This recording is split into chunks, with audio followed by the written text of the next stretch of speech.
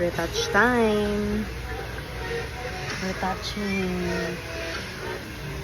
Here at Shiren Salon Spa. Facial daw siya. Facial.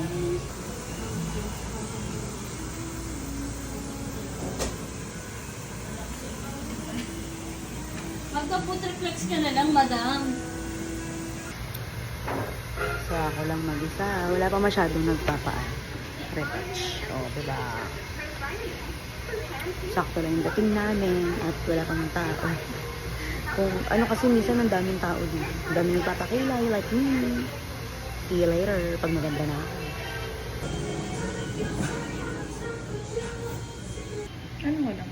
Yung parang feeling... nagpe-fade? Oo. Kasi unang session pa lang.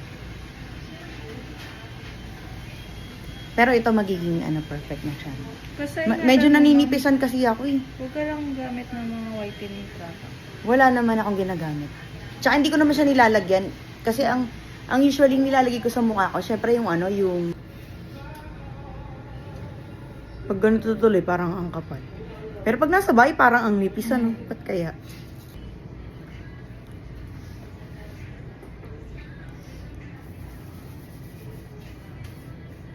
Pag nakahiga akong ganda ko eh. Namumula siya.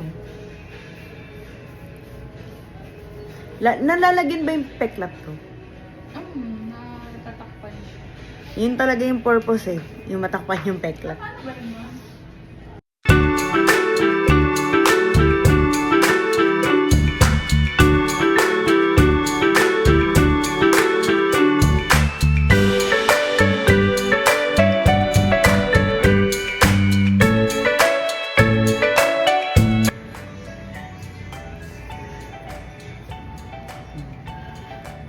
Ayan, mas kumapal. Yung una kasi, hindi pa eh.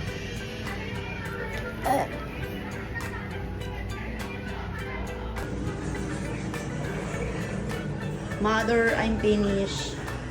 Ito na guys, nakauwi na ako, no? Ito na itsura niya after second session. Medyo maganda na siya, pero medyo masakit siya. Hindi ko alam bakit. Yun lang.